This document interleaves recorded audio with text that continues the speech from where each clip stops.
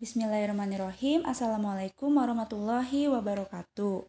Nah, anak-anak, di pertemuan hari ini kita akan sedikit mengulas dan juga mereview kembali mengenai materi yang sudah kita bahas di bab 3, di mana bab 3 itu terdiri dari beberapa submateri lagi. Yang pertama yaitu mengenai gejala sosial, kemudian mengenai nilai dan norma, dan yang terakhir kita bahas mengenai sosialisasi dan juga perilaku menyimpang. Nah, simak dengan baik-baik materi yang akan Ibu sampaikan pertemuan hari ini, karena insya Allah di pertemuan selanjutnya Ibu akan mengadakan evaluasi dan juga penilaian mengenai bab 3 ini. Ibu akan sedikit review mulai dari materi nilai dan norma terlebih dahulu ya. Pertama kita bahas yang nilai dulu.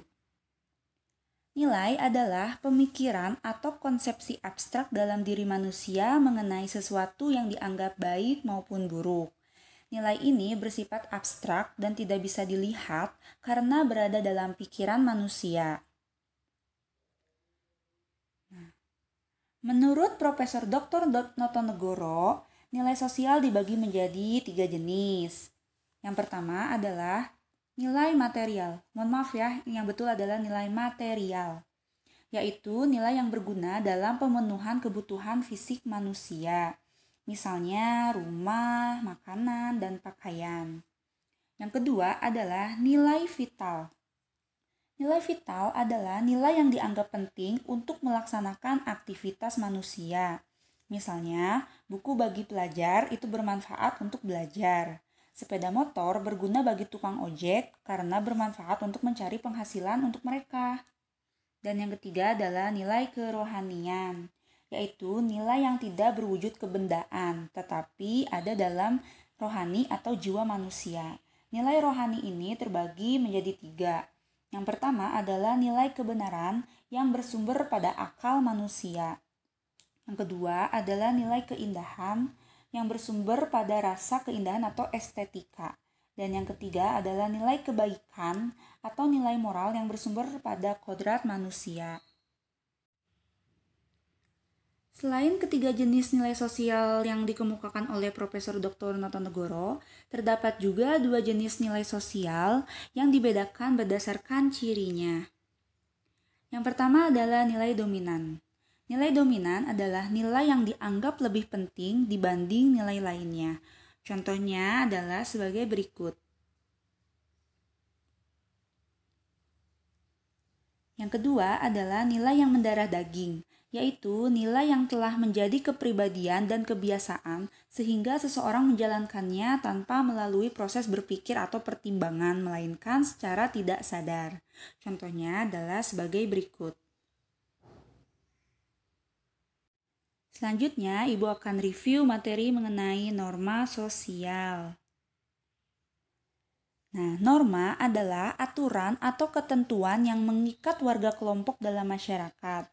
Norma ini berfungsi mengatur dan mengendalikan perilaku masyarakat demi terciptanya keteraturan sosial. Selain itu, norma digunakan sebagai alat untuk mencapai nilai yang dicita-citakan. Nah, jika dilihat berdasarkan sumbernya, norma sosial dibedakan menjadi 4. Yang pertama adalah norma kesopanan. Norma kesopanan itu norma yang bersumber pada tata aturan manusia dalam berperilaku. Misalnya berkata sopan kepada kedua orang tua. Yang kedua ada norma kesusilaan, yaitu norma yang bersumber pada hati nurani manusia. Misalnya berkata jujur dan berbuat baik kepada sesama. Yang ketiga adalah norma agama, yaitu norma yang bersumber pada kitab suci, misalnya aturan untuk beribadah. Yang keempat adalah norma hukum, yaitu norma yang bersumber pada peraturan hukum yang resmi dalam suatu negara. Misalnya, pengendara kendaraan bermotor wajib memiliki surat izin mengemudi atau SIM. Nah, berdasarkan daya ikat dan sanksinya, norma dibedakan menjadi 5. Yang pertama adalah cara atau usage. Cara atau usage adalah cara untuk melakukan sesuatu. Biasanya daya ikatnya paling lemah. Apabila melanggar, hanya akan diingatkan dan mendapatkan teguran ringan. Contohnya adalah seperti berikut. Yang kedua adalah kebiasaan atau folkways. Folkways yaitu kegiatan yang sudah dilakukan dalam masyarakat sehingga menjadi kebiasaan. Apabila melanggar, tegurannya sudah lebih keras dibandingkan dengan norma cara. Contoh folkways atau kebiasaan adalah sebagai berikut.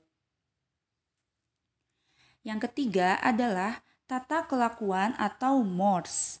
Mores adalah kebiasaan dalam masyarakat yang kemudian dianggap sebagai aturan berperilaku dalam masyarakat. Apabila melanggar, akan mendapat teguran keras dari masyarakat. Contohnya adalah sebagai berikut. Yang keempat adalah adat istiadat atau custom. Custom adalah tata kelakuan yang sudah terwujud dalam adat istiadat. Sanksinya tegas. Apabila melanggar, akan dikucilkan atau bahkan dikeluarkan dari kelompok adat. Contohnya adalah sebagai berikut. Dan yang terakhir, norma sosial berdasarkan daya ikat dan sanksinya adalah hukum atau law. Law adalah norma yang bersumber pada hukum baku atau KUHP dan tertulis. Norma hukum merupakan norma yang sanksinya paling tegas dan mengikat. Contohnya adalah sebagai berikut. Dengan adanya nilai dan norma ini, diharapkan dapat terjadi keteraturan. Keteraturan sosial adalah kondisi ketika nilai dan norma sudah dijalankan dengan baik oleh masyarakat. Nah, apabila nilai dan norma tidak dijalankan dan tidak ditaati oleh masyarakat, akan muncul konflik dalam masyarakat. Suatu kondisi masyarakat tanpa nilai dan norma disebut dengan anomi atau kacau tanpa peraturan. Berikut yang termasuk unsur-unsur keteraturan sosial. Yang pertama adalah pola. Pola adalah suatu bentuk interaksi antar individu yang kemudian dijadikan pola atau contoh oleh anggota masyarakat lain. Yang kedua adalah keajegan. Keajegan adalah suatu kondisi masyarakat ketika nilai dan norma sosial sudah dilakukan secara terus-menerus. Yang keempat adalah order sosial. Order sosial adalah nilai dan norma sosial yang sudah diakui dan juga sudah ditaati oleh masyarakat. Dan yang keempat adalah tertib sosial. Tertib sosial adalah nilai dan norma yang sudah dijalankan secara tertib oleh masyarakat dan terintegrasi dalam seluruh perilaku sehingga tercipta kondisi yang selaras. Nah, berikut sudah Ibu sampaikan review mengenai materi nilai dan norma. Kalian bisa screenshot bagian ini atau kalian bisa catat ulang di buku catatan kalian masing-masing ya. Jika ada yang belum difahami dan ingin ditanyakan, boleh tanyakan di grup. Selanjutnya, Ibu akan sedikit mereview materi yang sudah kita bahas, yaitu mengenai sosialisasi dan perilaku menyimpang. Materi ini juga termasuk ke dalam bab 3 yang insya Allah akan kita lakukan evaluasi dan penilaiannya di minggu depan. Ibu review dari materi sosialisasi terlebih dahulu ya. Nah, jadi anak-anak kan sudah tahu ya, sosialisasi adalah proses belajar perihal nilai dan norma dalam masyarakat untuk diterapkan dalam perilaku sehari-hari. Melalui hal tersebut akan terbentuk kepribadian seorang individu yang sesuai dengan aturan masyarakat. Nah, adapun fungsi dari sosialisasi adalah membentuk kepribadian individu agar sesuai dengan tata aturan yang berlaku dalam masyarakat.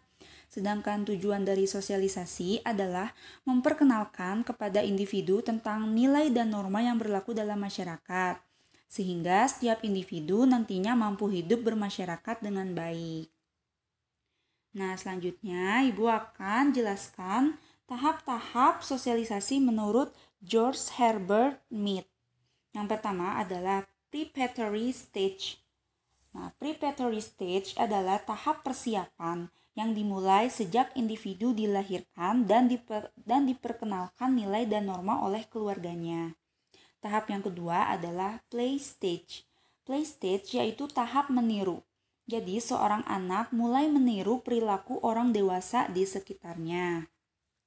Yang ketiga adalah game stage, yaitu tahapan bermain peran, yaitu di mana seorang individu sudah mulai menghilangkan perilaku meniru, tetapi dia sudah dengan sadar mulai memainkan peran, sudah mengenal teman-teman sepermainan di luar keluarganya. Dan yang keempat adalah generalize other, yaitu tahapan siap bertindak karena individu sudah dapat menerima nilai dan norma dalam masyarakat serta siap bertindak dalam pergaulan masyarakat.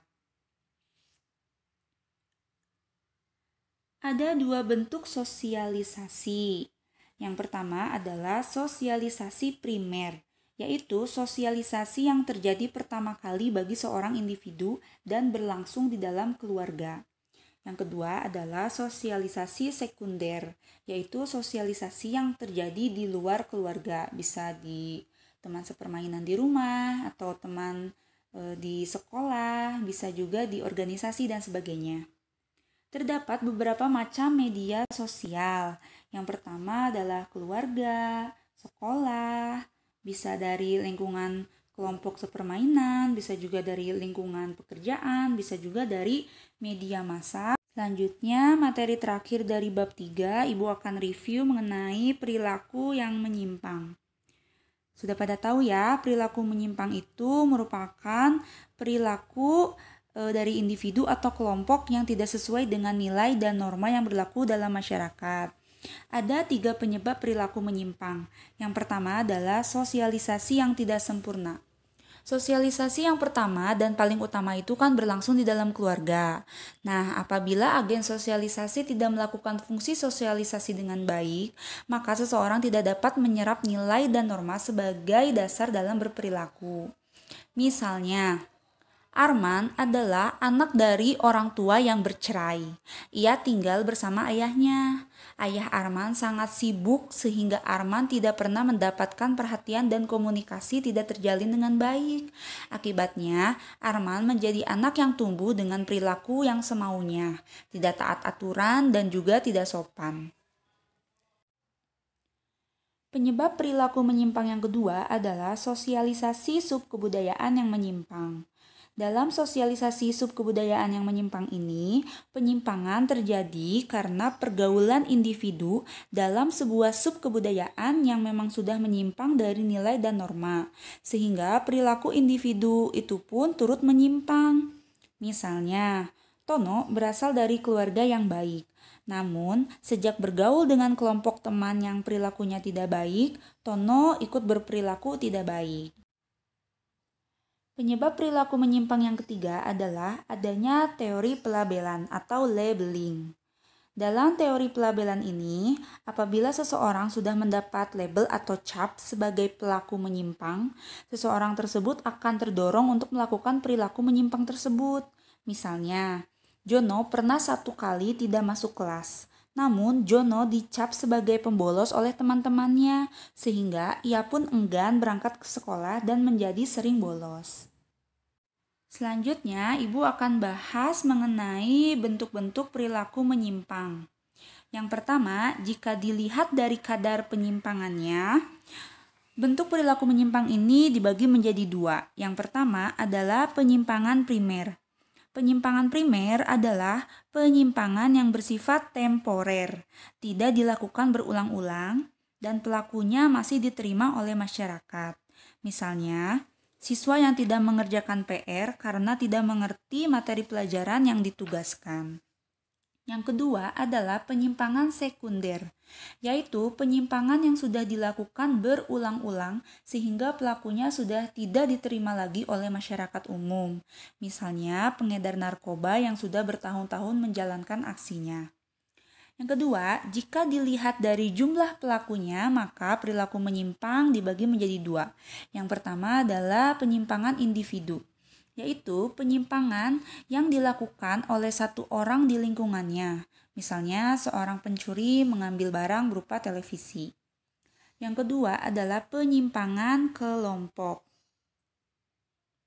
Mohon maaf ya, ini Ibu ada salah tulis. Harusnya yang kedua adalah penyimpangan kelompok, karena berdasarkan jumlah pelakunya. Nah, penyimpangan kelompok adalah penyimpangan yang dilakukan oleh sekelompok orang yang sudah sering dilakukan dan terorganisasi dengan sempurna. Misalnya, geng motor yang kerap melakukan aksi kekerasan. Dan yang terakhir, bentuk perilaku menyimpang yang terakhir jika dilihat dari sifatnya, maka dibagi menjadi dua. Yang pertama adalah penyimpangan positif. Kok ada sih Bu penyimpangan tapi yang bersifat positif? Ada, yaitu perilaku yang menyimpang dari norma masyarakat tetapi membawa dampak positif bagi sistem sosial dalam masyarakat. Misalnya, perempuan bekerja di ranah publik. Biasanya kan kalau perempuan nilai dan norma yang diakui di masyarakatnya kan bekerja di ranah domestik seperti menjadi ibu rumah tangga kayak gitu. Tetapi ketika perempuan bekerja di ranah publik misalnya menjadi seorang anggota DPR atau DPRD itu merupakan sebuah penyimpangan karena tidak sesuai dengan nilai dan norma masyarakat. Tetapi penyimpangan ini sifatnya positif. Dan yang kedua adalah penyimpangan negatif, yaitu penyimpangan yang membawa dampak negatif bagi sistem sosial dalam masyarakat yang tidak diharapkan oleh masyarakat. Jadi penyimpangan pada umumnya ya, itu adalah penyimpangan yang negatif, misalnya penjamretan, pencurian, kayak gitu. Selanjutnya, Ibu akan membahas mengenai pengendalian sosial. Ketika ada perilaku yang menyimpang, harus ada pengendaliannya kan, supaya penyimpangan itu bisa diminimalisir atau bisa dikurangi.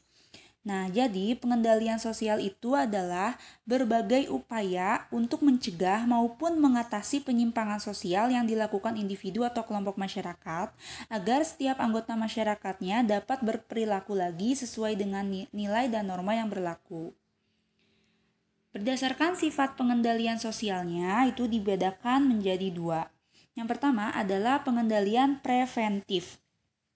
Pengendalian preventif adalah upaya yang dilakukan masyarakat dalam rangka mencegah terjadinya penyimpangan sosial, seperti sosialisasi atau bisa juga penyuluhan. Yang kedua, sifat pengendaliannya yaitu represif, yaitu upaya yang dilakukan masyarakat untuk mengembalikan keserasian dan juga memulihkan keadaan masyarakat yang menyimpang. Jadi kalau sifat pengendalian yang preventif itu sebelum terjadinya penyimpangan, tetapi kalau represif itu dilakukan sesudah adanya penyimpangan. Selanjutnya, Ibu akan review dan jelaskan mengenai proses pengendalian sosial. Proses pengendalian sosial ini ada dua. Yang pertama persuasif, yang kedua koersif. Kalau persuasif, cara pengendalian sosial yang dilakukannya dengan mengajak, membujuk, dan membimbing anggota masyarakat agar berperilaku sesuai dengan nilai dan norma yang berlaku. Sedangkan pengendalian sosial yang prosesnya koersif, itu cara pengendalian sosialnya dilakukan dengan memberikan tekanan, paksaan, maupun kekerasan kepada pelaku pelanggaran norma. Selanjutnya ada cara pengendalian sosial. Cara pengendalian sosial ini juga ada dua. Yang pertama adalah pengendalian sosial yang formal, yaitu yang dilakukan lembaga resmi seperti kepolisian, sekolah, dan agama. Sedangkan cara pengendalian sosial yang kedua adalah yang informal, yaitu dilakukan melalui desas-desus, pengucilan, celaan, dan ejekan. Adapun fungsi pengendalian sosial, yang pertama adalah mengembangkan rasa malu, yang kedua adalah mengembangkan rasa takut, yang ketiga, fungsi dari pengendalian sosial adalah mempertebal keyakinan terhadap nilai dan norma, dan yang terakhir adalah menciptakan sistem hukum. Nah, anak-anak, demikian untuk pertemuan hari ini. Tadi Ibu sudah review mengenai materi nilai dan norma, juga Ibu review kembali mengenai materi sosialisasi dan perilaku menyimpang. Kalian jika ada yang ingin ditanyakan karena kalian misalnya belum paham, boleh banget tanyakan di grup ya. Insya Allah untuk minggu depan Ibu ingatkan kembali, Ibu akan adakan tes. Jadi kalian baca dan pahami lagi materinya. Ibu harap untuk tes minggu depan kalian bisa mencapai nilai yang maksimal. Untuk pertemuan hari ini Ibu cukupkan. Wassalamualaikum warahmatullahi wabarakatuh.